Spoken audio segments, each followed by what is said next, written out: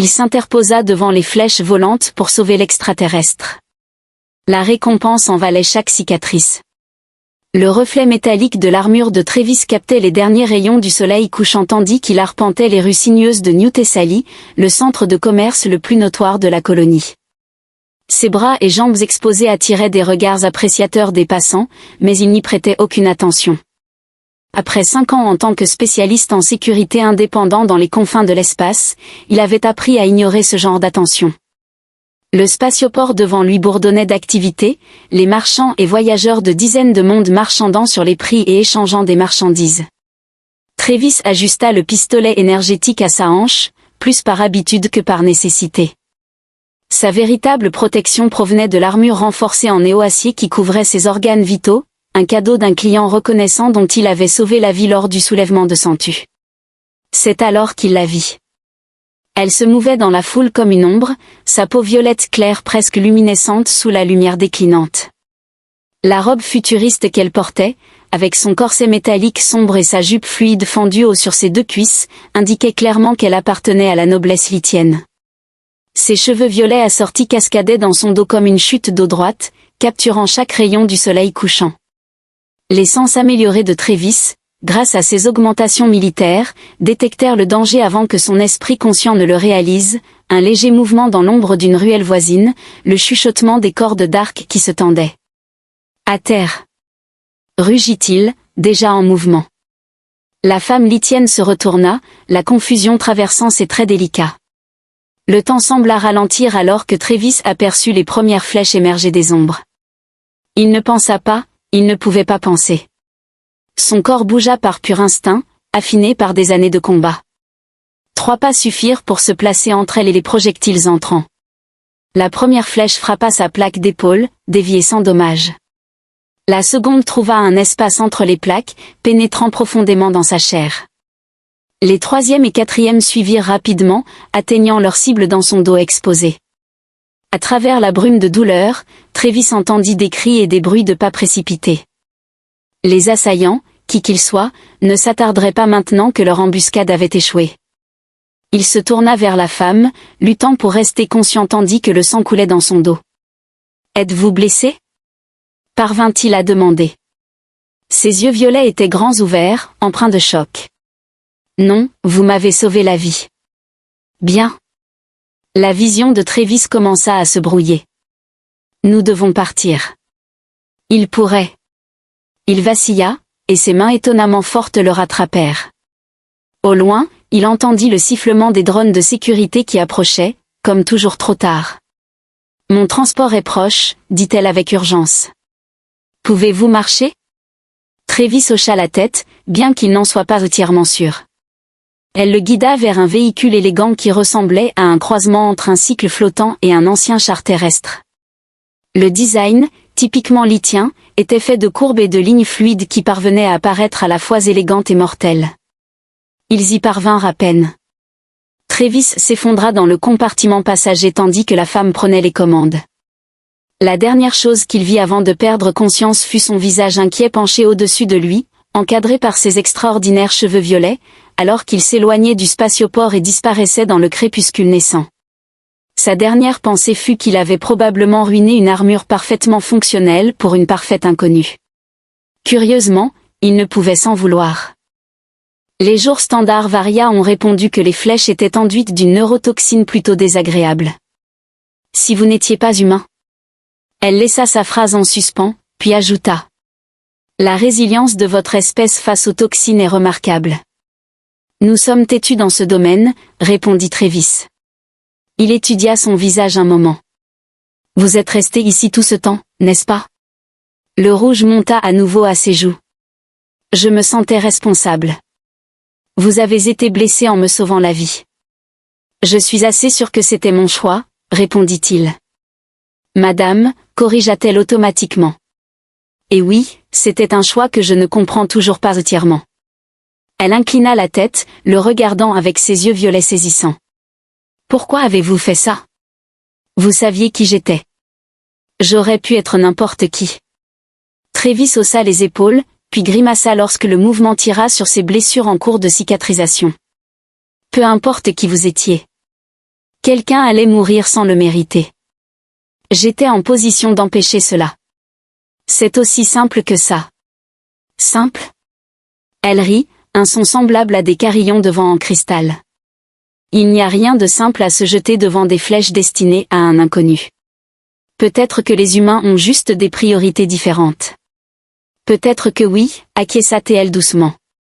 Sa main trouva la sienne, s'entrelace naturellement. Merci, Travis Drake. Je vous dois une dette que je ne pourrai jamais entièrement rembourser. Le toucher de sa peau contre la sienne envoya un agréable frisson le long de son bras. Il baissa les yeux sur leurs mains jointes, violet contre temps, et sentit quelque chose changer dans l'air entre eux. Eh bien, dit-il, la voix plus rauque qu'il ne l'avait voulu, je peux penser à quelques moyens pour commencer. Ses yeux s'écarquillèrent légèrement, ses pupilles se dilatant d'une manière qui suggérait que le désir n'était pas si différent de celui des humains après tout. Oh, dites-moi tout. D'abord, dit-il, vous pourriez me dire comment vous connaissiez mon nom. Elle rit à nouveau, mais ne retira pas sa main. Votre puce d'identification, bien sûr. Procédure médicale standard. Ah, c'est beaucoup moins mystérieux que ce que j'espérais. Déçu? Dévasté. Je pensais que vous aviez utilisé une sorte de télépathie alien exotique.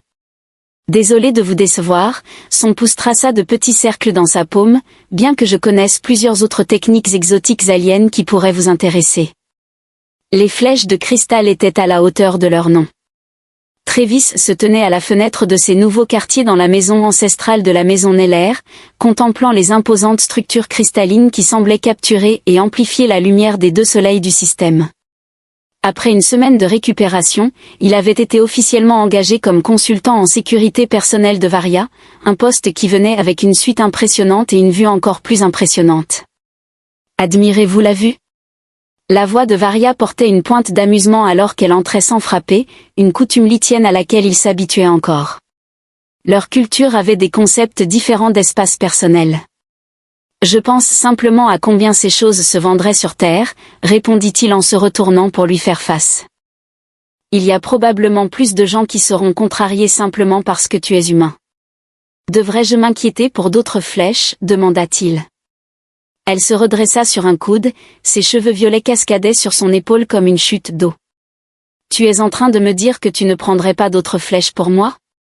En un battement de cœur, il admit, même si je préférerais que ça ne devienne pas une habitude. Mon brave et fou humain, murmura-t-elle avant de l'embrasser doucement. Ne t'inquiète pas, maintenant que tu es officiellement sous la protection de la maison Nell, toute attaque contre toi serait considérée comme un acte de guerre. C'est censé me rassurer? Non, répondit-elle avec un sourire malicieux. La grande salle de bal de la maison Nell scintillait comme un joyau taillé, ses murs chatoyants reflétant la lumière de 1000 sphères lumineuses flottantes. Travis se tenait au garde-à-vous près de l'une des immenses arches, sa nouvelle armure cérémonielle un mélange de design militaire humain et d'esthétique lithienne attirant des regards curieux de la noblesse assemblée. Tu fais forte impression, murmura Varia en glissant près de lui, ostensiblement en train de remplir son rôle d'hôtesse. Sa robe traditionnelle de ce soir était coupée de manière à accélérer le pouls de Travis, bien qu'il maintint une posture professionnelle.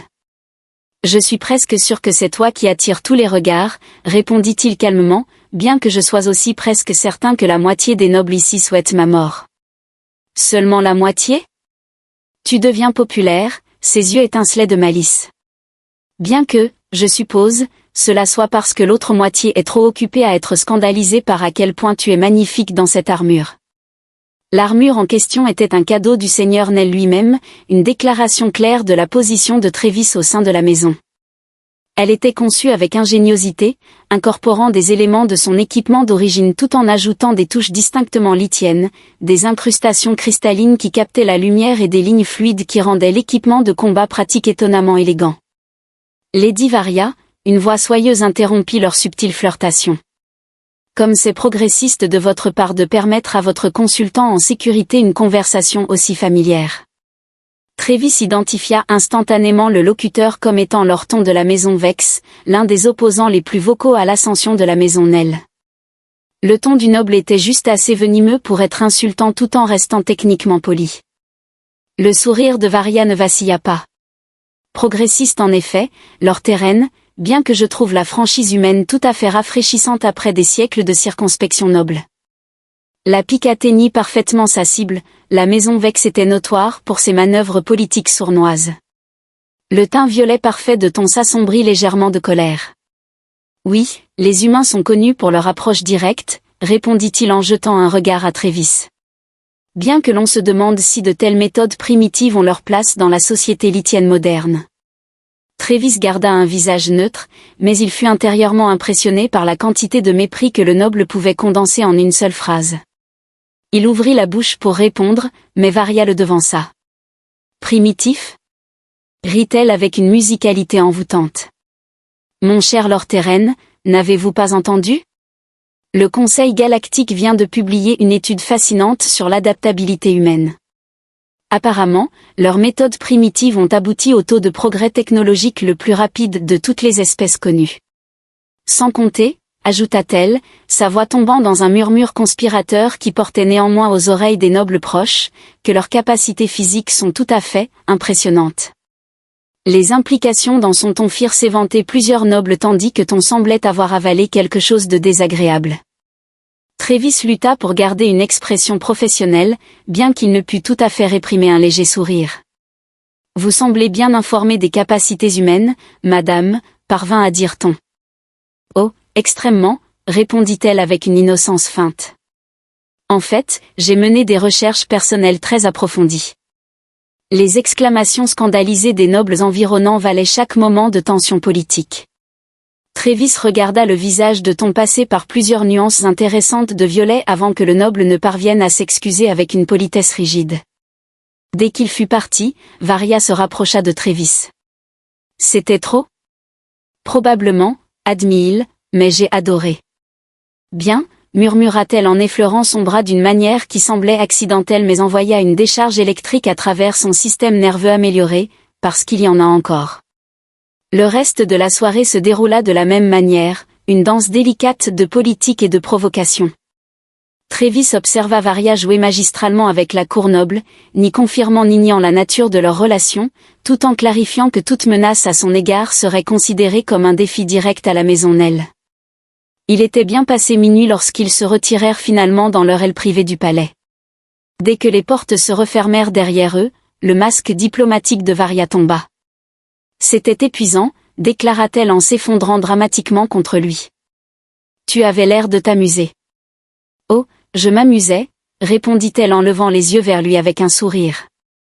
As-tu vu le visage de Lord Terren quand j'ai mentionné les recherches personnelles ? Elle éclata de rire, bien qu'elle ajoutât, le regard pétillant. Je pense que nous devrions probablement mener d'autres recherches, pour des raisons diplomatiques bien sûr. Bien sûr, approuva-t-il solennellement. Nous ne voudrions pas que tes déclarations soient moins qu'exactes. Son rire se transforma en un soupir de contentement alors qu'il la serrait contre lui. Tu sais, il y a un vieux proverbe lithien, la victoire la plus douce est celle qui laisse ton ennemi sans voix. Est-ce pour cela que tu choques délibérément les maisons nobles ?